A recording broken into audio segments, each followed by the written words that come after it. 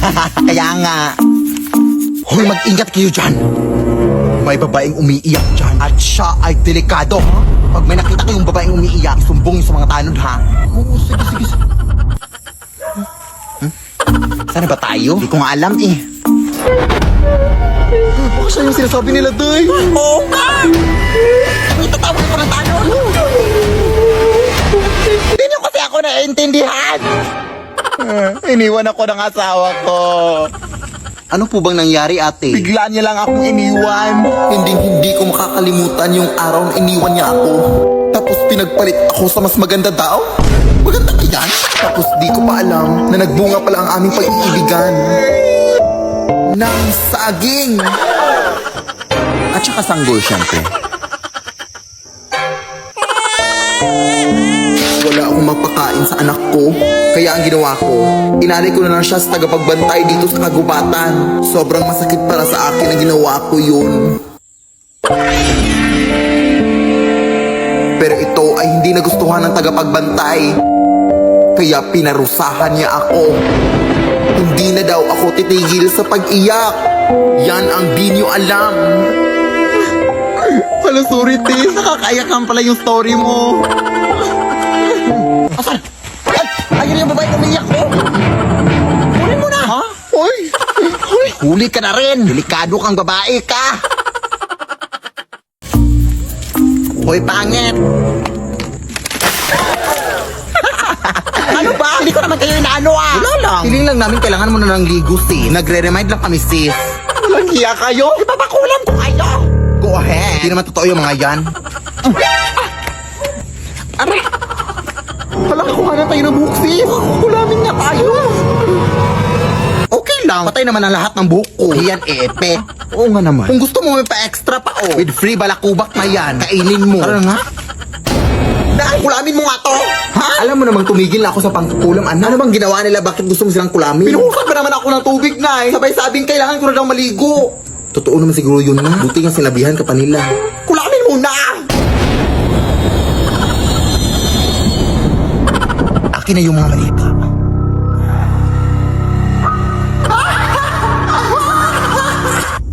Kailangan pa talagang tumawa na. Wala lang. Para may effects lang, ganun. Akin na yung pantusok. Uunahin kita. Wait lang. Mapurol naman tong binigay mo. Yung isa. Ay, sorry. Ito pa ngayon. Uy, sino to? Hoy, anong ginagawa niyo dyan? Nag-aadik kayo, no? Nag-aadik kayo. Hoy, utang nga wala. Ha? Tatawag nga ako ng pulis.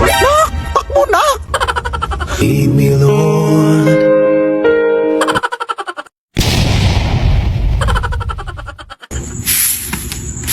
Kawawa yung babae dun, no? Kaya nga, nakakatakot. Uy, mga chismosa. Sino ba yung sinasabi niyong inatake? Ay, may babae dun din na inatake. Hindi na nga daw na isalba, eh. Ha? Anong kulay ng suot niya? Naka-all black siya, eh. Tapos may dalang puting bag. Tapos short hair din siya. May picture ba kayo?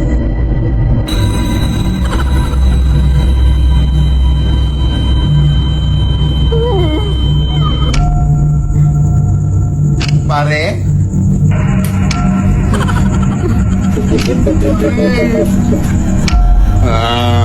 Pare, maawa ka sa amin.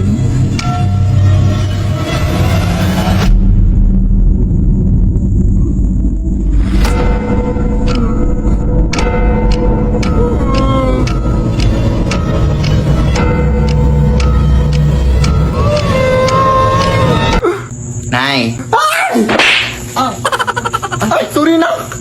Anak, wala na pala yung tita mo. Inatake siya sa puso kanina lang. Ha? Sino yung kanina? Hindi ko alam. Baka masamang espiritu. Anong masamang espiritu? Lumayas ka dito. Gusto ko lang naman kayong bisitahin. Huwag ka dito bumisita. Mas masaya kung bisita doon sa kapitbahay namin. May free wifi sila tapos may tira-tira pa sila sa Noche Buena. Lead me, Lord.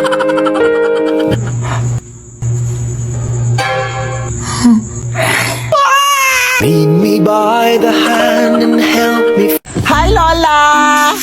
Hoy, sino ka? Wala pa akong pambayad sa utang ko.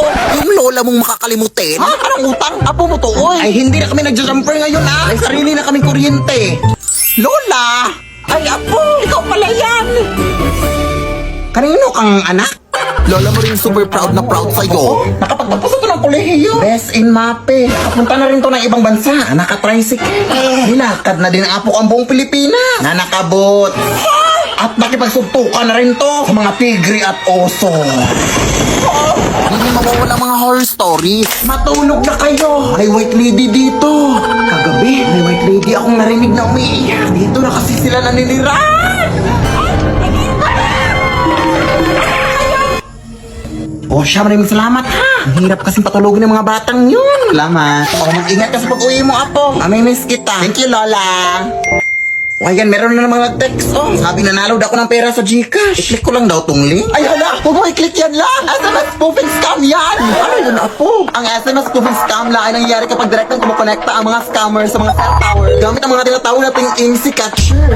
Magpadala ng SMS ang mga ito na nagpapanggap na galing sa mga legit na institution like banks and e-wallets kagaya ng Gcash. Ang mga messages na ito ay may kasamang link na kadalasan may sasabing may problema sa account mo, may mga fake rewards, at iba pa. Tapos may kasamang link. Kaya mag-ingat kayo sa mga SMS spoofing scams ha. Huwag pipindutin ang mga link na yan. Tandaan, hindi nagsasend ng link ang official Gcash. Ay, ganun ba, apo? Maraming salamat sa pagbabala. Siyempre, Lola, magdoble ingat tayo ngayon sa mga scams na yan. Sige na, Lola, mauna na ako ha. Sige, apo, mag-ingat ka.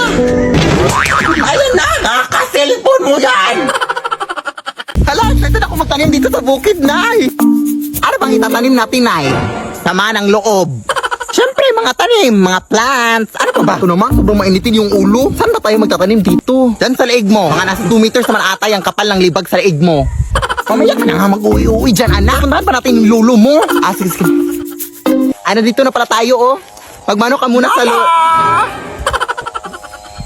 Saan ako magtatanim, Lo?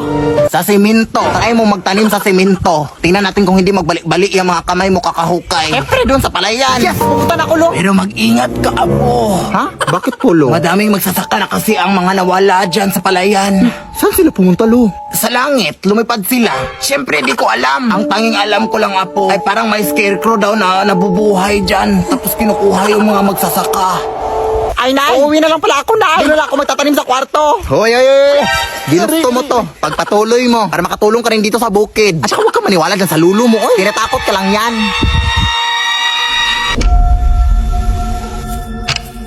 Wala nang sigurong nakakatakot dyan. Makatanim na nga. Ano ba to, ha? Pwede mo magtanim dito? Ano yun?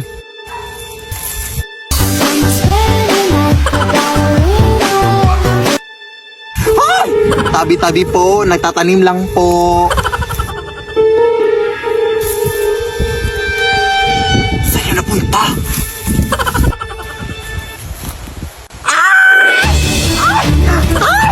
Tolong na!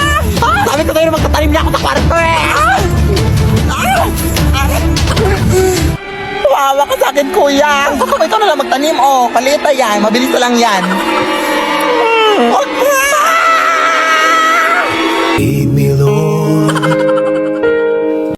Babe, salamat na dinala mo ko dito sa dagat, ha? Sobrang tagal ko na talagang hindi nakaligo ng dagat. Ay, kahit sa bahay naman, hindi din ako naliligo. Pero salamat talaga, babe, dahil dinala mo ko dito.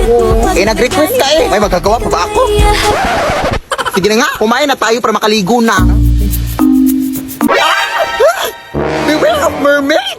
Ay, malabi! May mga sirena pala dito! Lo, ang uwi. Balita ko kasi babe, kumakanta ng mga sirena para akitin na mga lalaki. Baka naakit ka.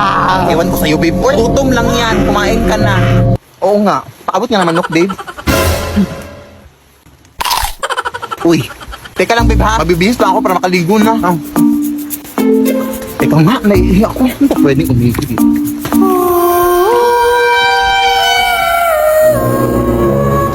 Lo, Irina ba yan?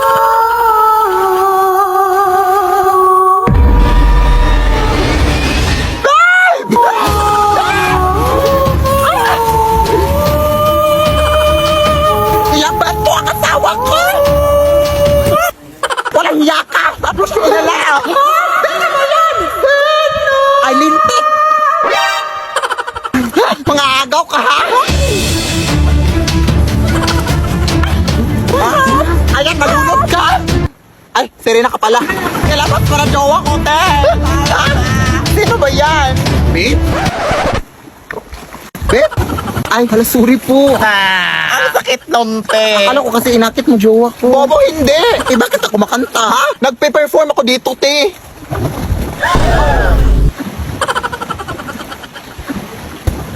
Ay, hala. Sorry po. Pasensya na po. Sige, tuloy nyo lang yung kanta. Alis na nga tayo dito. Running na babae. Sorry po. Saan ka ba nang galing? Umihi lang ako, eh. Uy,